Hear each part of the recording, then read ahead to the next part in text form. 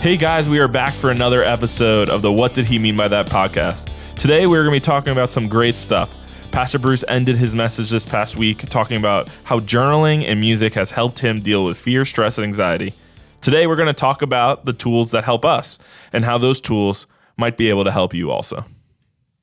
That's a good question, though. You're a music guy. Do you play music a lot when? Not necessarily when I'm stressed. I just listen to music, whenever. All the time. And there's not really one that helps me. Like if I feel stressed, it's not like, oh, I'm gonna listen to this. What about playing music? Playing music sometimes does help. Like I'll just get on my guitar and I'll just start noodling around on it, and it'll be fun. It'll help, just take the anxiety off just a little bit. Yeah, I mean, when Bruce told me that he was going to talk about that, I just said to him when I was in law school, just the stress of law school, you get anxious and you can move into anxious times. And I used to listen to music at night. I would just play music when I was sleeping. Like I'd throw on worship music and just let it play all through the night. And I felt it's amazing how music does that. I think that's really true. Yeah, music is a good. Robbie, do you listen to music? I do. I think I listen to music more to like relax a little bit and more to like when I'm feeling good. When I'm stressed or anxious, I think I look to and I don't know if this is healthy, but I look to like disassociate. So like I look for a story or a podcast, something that like get my mind off Change of what's So like something that's really like stressing me out. I'm like, I need my mind to not be on this right now. So I'll put on an audiobook. I'll look up a podcast. For me, music is like typically like, man, I always find whenever it's like summertime or something like the change of weather, and I'm like, I'm gonna go for a drive. Yeah, I want to chill. I want to hang out. Or like I'm really feeling like worshipful or something. I don't listen to a lot of music. I typically music for me is like a driving kind of like experience. I don't just like sit at home and listen to music. Well, how do you so any of the stuff that like can numb you can become unhealthy, right? Yeah. So how do you balance something that you go to being healthy versus it being unhealthy? I think it's moderation. Yeah. Right? Like it's being self-conscious of like, all right, right now I know that I am changing, like I am thinking about a story or something else and not what's happening right now. And so, hey, like I might need a break from what's going on right now. So I'm going to listen to this for an hour and then like come back to my real life problems. Or maybe I need to get my mind off of it for an hour before I go to bed.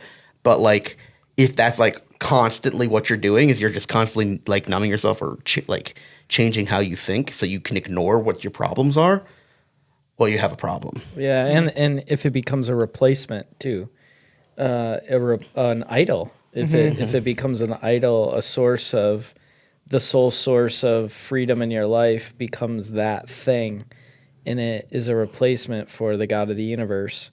It's partial. It's not full, and that's what we're actually going to talk about this week as we continue in John, the first chapter. He's the true light. And it's not true as opposed to false. It's true as opposed to imperfect or incomplete.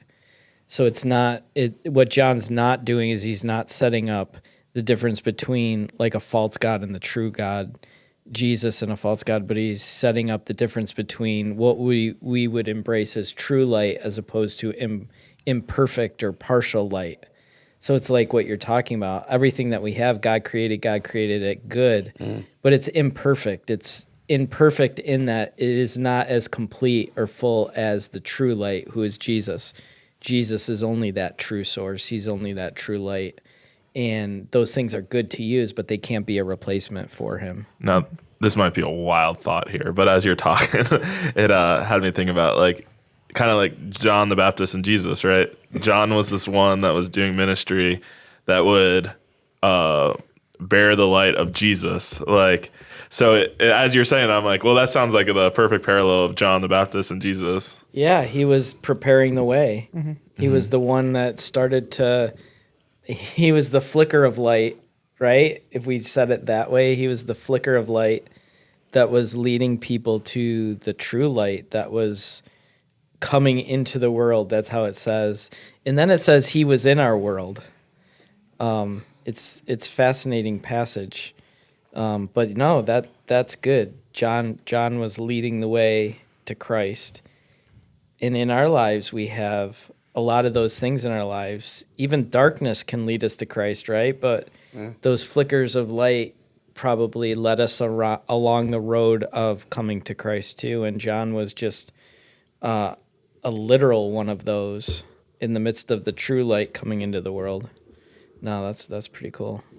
Chris Heimerle, how do you like handle stress and anxiety? Do you listen to music? Yeah, I don't listen to music unless I'm in like the car, or I tend not. Or I'm a big podcast person, but I still don't do that unless I'm in the car. I guess I have a healthy way of dealing with it and an unhealthy way of dealing with it. Like I'm with you. Like I'll watch a show or do something like that. Watch a sporting event. But I think I feel like I'm at my best when I'm learning. So like just have healthy rhythms in my life has really helped me with that. Like whether it be working out or reading or studying.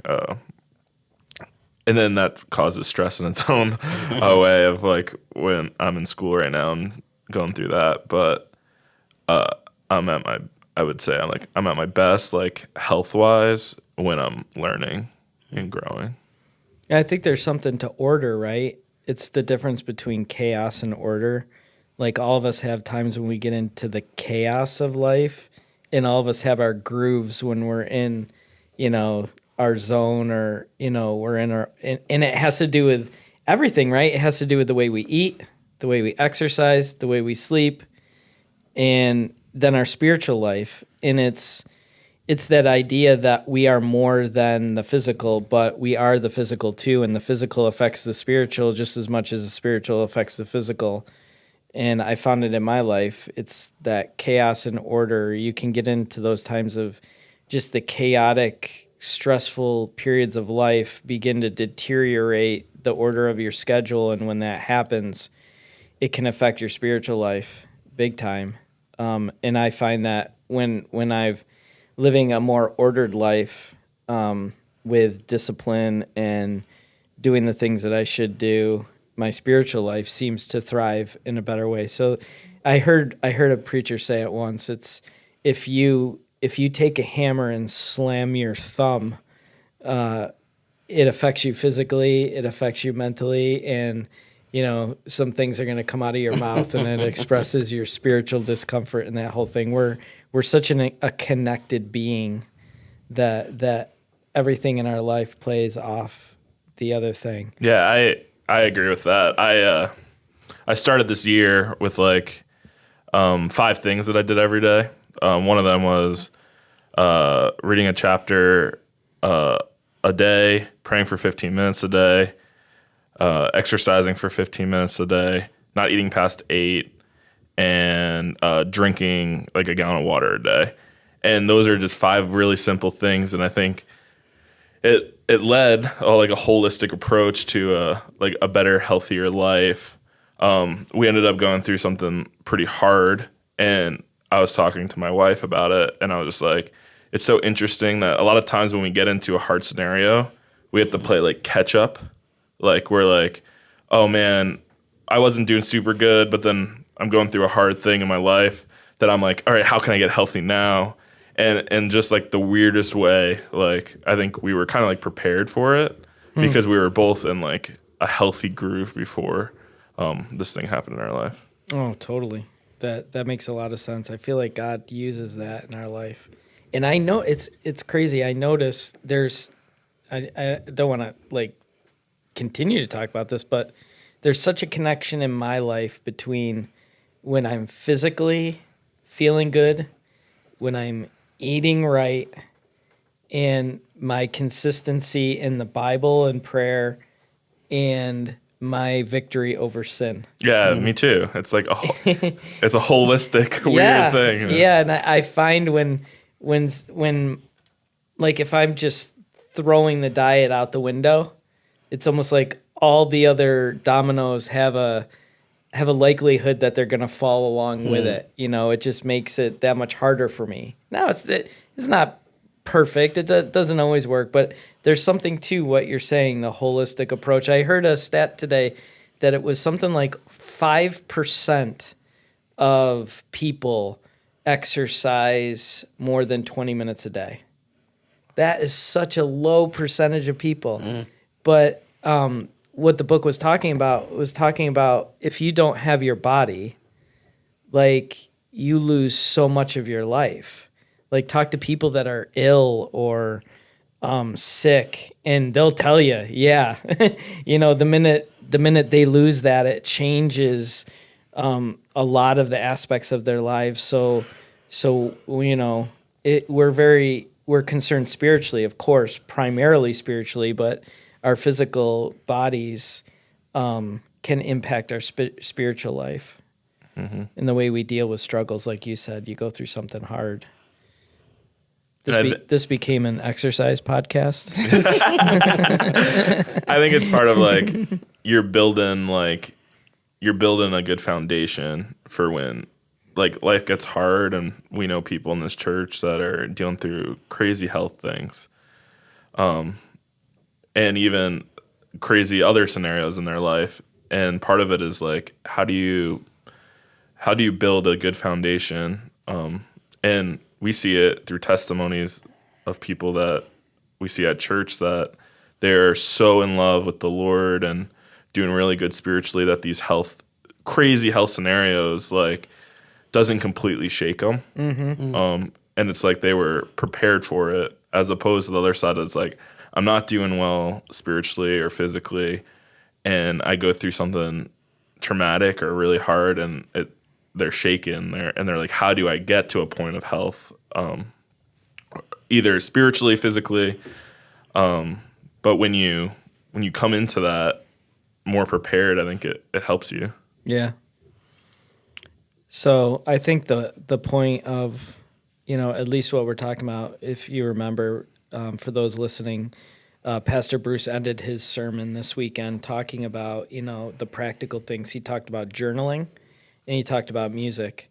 And I think that was just our goal today. What are some practical things that we can do in our lives to help reduce stress, anxiety, worry,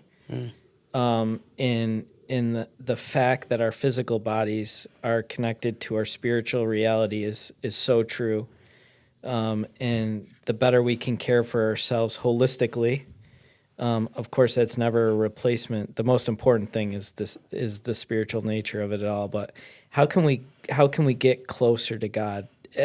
I mean, I think the point to me is I want to do everything physically possible to get closer to God that I can. And if anything is going to help me get there, I want to do that, because the closer we can get to God, the better we can know Christ, the more time we can spend in relationship with Him, the better we're going to be able to manage fear, anxiety, worry, all those things that go on in our life.